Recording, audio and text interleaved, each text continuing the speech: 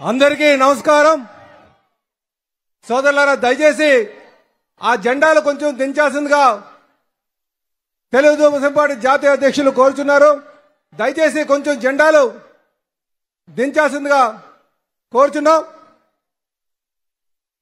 మరి ఈరోజు గాజువాక పారిశ్రామిక ప్రాంతంలో నిర్వహిస్తున్నటువంటి ప్రజాగలం బహిరంగ సభకు ముఖ్య అతిథిగా విచ్చేసినటువంటి నిరంతర శ్రామికుడు మండు టన్నులను లెక్క చేయకుండా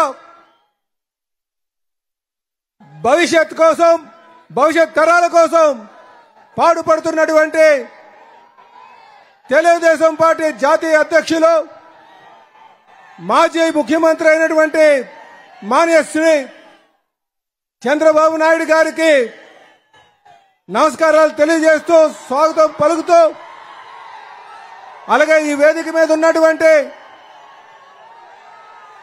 పార్లమెంట్ సభ్యుడిగా పోటీ చేస్తున్నటువంటి శ్రీ భారత్ గారికి అలాగే జనసేన నాయకులు కోన్ తాతారావు గారికి అలాగే బీజేపీ నాయకులు కేఎస్ఎన్ గారికి ఇక్కడికి విచ్చేసినటువంటి తెలుగుదేశం జనసేన బీజేపీ నాయకులకు కార్యకర్తలకు అభిమానులకు గాజువాక ప్రజానికానికి పేరు పేరున నా నమస్కారాలు తెలియజేసుకుంటూ ఈరోజు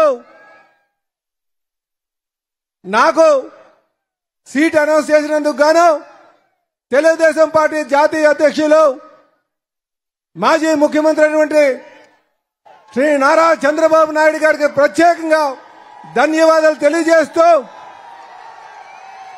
అలాగే ఈ సీటు నాకు విడిచిపెట్టినందుకు పవన్ కళ్యాణ్ గారికి కూడా ధన్యవాదాలు తెలియజేస్తూ బీజేపీ నాయకులు కూడా ధన్యవాదాలు తెలియజేస్తున్నాం సోదరులారా ఈరోజు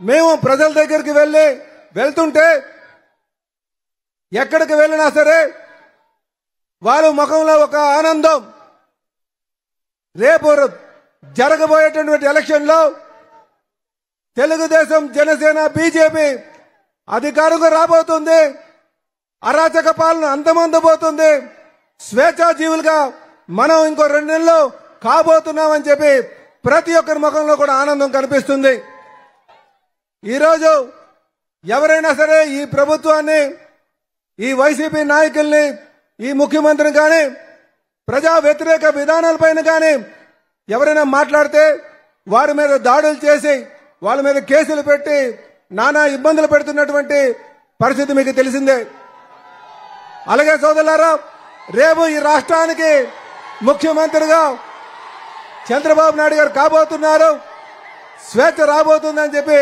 ప్రజలందరూ కూడా ఎదురు చూస్తున్నారు రేపు రాబోయేది ఎలక్షన్ కాదు రెవల్యూషన్ అని చెప్పుకుంది మనం గుర్తించాలని చెప్పి తెలియజేస్తున్నాం అలాగే సోదరులారా ఈరోజు మేము ఎక్కడికి వెళ్ళినా రేపు మీ ప్రభుత్వం రాబోతుంది ఈ ప్రాంతం బీదవాళ్ళతో కార్మికులతో నిర్వాసితులతో స్టీల్ ప్లాంట్ మీద ఆధారపడి ఉన్నారు కనుక రేపు మీరు వచ్చిన తర్వాత ఈ స్టీల్ ప్లాంట్ పరిరక్షించాలి అది మీకే కేవలం చంద్రబాబు నాయుడు గారికి సాధ్యపడుతుందని కూడా ప్రజలందరూ కూడా భావిస్తున్నారని చెప్పి ఈ సందర్భంగా తెలియజేస్తున్నాను గతంలో మరి చంద్రబాబు నాయుడు గారు కాపాడారు భవిష్యత్తులో కూడా కాపాడబోతున్నారని చెప్పి ఈ సందర్భంగా తెలియజేస్తూ ఈరోజు మీ ఆశయాలకి మీ ఆలోచనలకి అనుగుణంగా నడుచుకుంటానని చెప్పి తెలియజేస్తూ ఈ ప్రాంతంతో ఇక్కడ ఉన్నటువంటి సమస్యలపైన నాకు పూర్తి అవగాహన ఉంది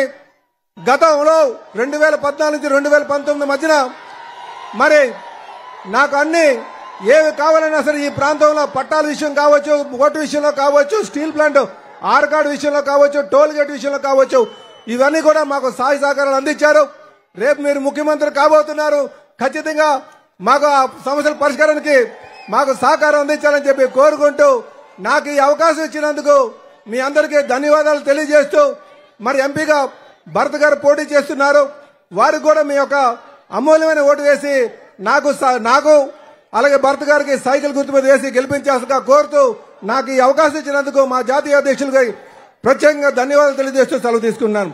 మిత్రపక్షాల ఐక్యత. నమస్కారం. అందరికీ నమస్కారం అండి. ఇవాళ ప్రచారం భాగంగా మాజీ ముఖ్యమంత్రి మా నాయకుడు నారా చంద్రబాబు నాయుడు గారు గాజువాక నియోజకవర్గం రావడం జరిగింది.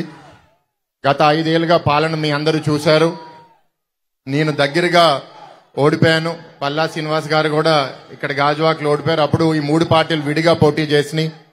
అయితే ఇవాళ రాష్ట్ర భవిష్యత్తు కోసం 3 పార్టీలు కలిసి వచ్చినాయి. 6 నెలల క్రితం పవన్ కళ్యాణ్ గారు నా స్వార్థం ముఖ్యం కాదు, నా పార్టీ స్వార్థం ముఖ్యం కాదు, రాష్ట్రం భవిష్యత్తు కోసం కలిసి రావాలని ఆయన చెప్పడం, ఆయన్ని అభినందిస్తున్నాం. అలాంటి ఒక గొప్ప నాయకత్వం ఈ రాష్ట్రానికి చాలా అవసరం. బీజేపీ నెల క్రితం ఇవాళ మేము గెలిచినా సరే రేపు అభివృద్ధి చేయాలన్నా, ఈ రాష్ట్రం అప్పులపాలు అయిపోయినప్పుడు కేంద్రం నుంచి నిధులు రావాలన్నా ఈ కూటమిలో ఉంటేనే చేయగలుగుతాననే నమ్మకంతో బీజేపీతో కలవడం జరిగింది. అయితే ఇవాళ గాజువాకలో పరిస్థితి ఏంటి, మీ అభ్యర్థి ఏంటి? మీ అందరికీ పల్లా గారు చాలా బాగా తెలుసు. పల్లా గారు చాలా సాఫ్ట్గా ఉంటారు, మంచి ఆయన, సాఫ్ట్గా ఉంటారు. కానీ మీ స్టీల్ ప్లాంట్ ఇష్యూకి వచ్చేసరికి మాత్రం సడన్ లో ఆయనలో వేరే రూపం వచ్చేస్తుంది. మొన్నే ఒక మీటింగ్ లో పల్లా గారితో ఉన్నాను. అప్పుడు దాకా సాఫ్ట్ గా ఉన్నారు, కానీ ఎవరో స్టీల్ ప్లాంట్ గురించి కొంచెం వెటకారంగా మాడితే సడన్ గా ఇంట్లో ఉద్యమ స్ఫూర్తి వచ్చేసి ఈ రాష్ట్రం అనుకుంటేనే ఈ స్టీల్ ప్లాంట్ ప్రైవేటీకరణ అవుతుంది, రాష్ట్రం అడ్డుకునే పవర్ ఉంది, తప్పకుండా మేము అడ్డుకుంటామని చాలా బలంగా చెప్పడం జరిగింది. కానీ ఇట్లాంటి మాట్లాడే వాళ్ళని ప్రభుత్వం ఎట్లా సైలెన్స్ చేయాలనుకుంటుంది? అక్కడే వెనకాల ఆయన బిల్డింగ్ ని కొట్టేశారు, మా గీతం యూనివర్సిటీని కొట్టేశారు. ఫస్ట్ 3-4 సంవత్సరాలు శుక్రవారం శనివారం వస్తే ఏమి కూల్చేస్తారా అని అందరూ చూస్తున్నారే తప్ప ఏమి కడతారో తెలీదు. ఈ లాస్ట్ 1 year లో ఏం కట్టారబ్బా అంటే 10 బస్ స్టాపులు కట్టారు, దాంట్లో ఒక బస్ స్టాప్ కూడా కూలిపోయింది. అది ఇక ఈ ప్రభుత్వం కట్టేది. ఇంకా అడిగితే ఋషికొండని బోడికొండ చేసి అక్కడ సీఎం క్యాంప్ ఆఫీస్ 500 కోట్ల రూపాయలతో కట్టారు. అది మన దౌర్భాగ్య పరిస్థితి.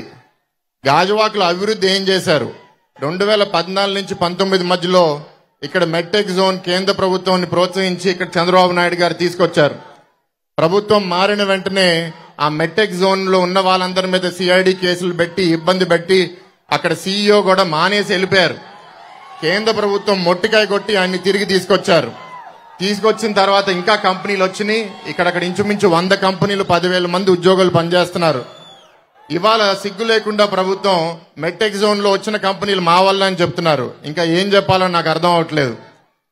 ఇవాళ ఇక్కడ పోటీ చేసే అభ్యర్థి కూడా ఆయనకి మంత్రి పదవి ఎందుకు ఇచ్చారు అంటే పవన్ కళ్యాణ్ గారికి తిట్టడానికే అని అందరూ అనుకుంటున్నారు, పబ్లిక్ గా తిట్టుతున్నారు.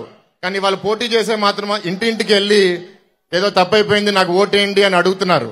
స్టీల్ ప్లాంట్ గురించి 5 ఏళ్లలో ఏం చేశారంటే చెప్పరు, కానీ ఇప్పుడు ఓటేస్తే మాత్రం కాపాడతారంటున్నారు. మీరు ఓటేస్తారా? అది మీరు చాలా జాగ్రత్తగా ఆలోచించండి. ఇవాళ ఇక్కడ ఎమ్మెల్యే అభ్యర్థి అవనివ్వండి, ఎంపీ అభ్యర్థి అవనివ్వండి, మీరు ఏం అభివృద్ధి చేశారు, ఏం పరిపాలన చేశారు మాట్లాడట్లేదు. కానీ కులం పేరిట, ప్రాంతం పేరిట చిచ్చులు పెట్టి ఏదో చేద్దాం అనుకుంటున్నారు. అయినా గాజువాక ప్రజలు చాలా చైతన్యపరులు. 1 సైడెడ్ గా బ్యాట్లు ఉండిపోతుందని మేము చాలా బలంగా నమ్ముతున్నాం. అయితే మిమ్మల్ని కోరేది ఏంటి అంటే ఇవాళ గెలుపు అవుతుందని మేము నమ్ముతున్నాం. కానీ మీ అభిప్రాయము, ఈ బాధ, మీ కోపం మీరు చూపించేది మీ ఓటు రూపంలో. మీరు ఎంత మెజారిటీతో పల్లా శ్రీనివాస్ గారిని గెలిపిస్తారో, నన్ను గెలిపిస్తారో అది మేము రేపు ఆ విధంగా మీకు కేంద్రంలో కూడా వాళ్ళకి చూపించి ఇక్కడ సెంటిమెంట్ ఎంత స్ట్రాంగ్ ఉందో చెప్పగలుగుతాం. ప్రత్యేకంగా బీజేపీతో వెళ్ళడానికి కారణం ఏంటి? మేము స్టీల్ ప్లాంట్ ఆపగలుగుతాం లేదా ప్రైవేటీకరణ అనే పాయింట్ 99లో 2004 మధ్యలో కూడా మనం ఎన్డీఏలో ఉన్నాం. అప్పుడు ఇక్కడ ఎంబీఎస్ మూర్తి గారు, ఎర్రన్ నాయుడు గారు, చంద్రబాబు నాయుడు గారు ముఖ్యమంత్రి. అప్పుడు ప్రధానమంత్రి వాజ్పేయి గారిని ఒప్పించి స్టీల్ ప్లాంట్ ప్రైవేటీకరణ అప్పుడే ఆపగలిగాం. ఇప్పుడు కూడా ఆపగలుగుతాం. ఇప్పుడు శ్రీకాకుళంలో రామ్మోహన్ నాయుడు గారు ఉన్నారు. నేను ఇవాళ మీ అందరూ దీవిస్తే తప్పకుండా గెలిచి పార్లమెంట్కి వెళ్తాను. మేము కేంద్ర ప్రభుత్వాన్ని ఒప్పించి స్టీల్ ప్లాంట్ ప్రైవేటీకరణ అవ్వకుండా ఆపుతాం. అయితే ఇక్కడ నిజంగా ఈ ప్రభుత్వంకి అంత నిబద్ధత ఉంటే గంగవరం పోర్టుని ఎందుకు అమ్మేస్తారండి? ప్రైవేట్గా ఉన్న గంగవరం పోర్టు అమ్మేశారు, 10% వాళ్ళ వాటాను కూడా అమ్మేశారు. గంగవరం పోర్టునే కాపాడుకోలేని ఈ ప్రభుత్వం స్టీల్ ప్లాంట్ ని ఏం కాపాడుతుంది? అందరూ ఒకసారి గమనించాలి. ఇంకా చాలా పాయింట్స్ ఉన్నాయండి మాట్లాడాలని, కానీ బాబు గారికి ఆల్రెడీ రిటర్న్ మళ్ళీ ఫ్లైట్ లేట్ అయిపోతుంది. ఈ కొద్ది మాటలతో ముగిస్తున్నాను. మీ అందరినీ కోరేది 2 గుర్తులు సైకిల్ కి ఓటేసి భారీ మెజారిటీతో పల్లా శ్రీనివాస్ గారిని నన్ను గెలిపించాలని కోరుకుంటూ మీ సెలవు తీసుకుంటున్నాను.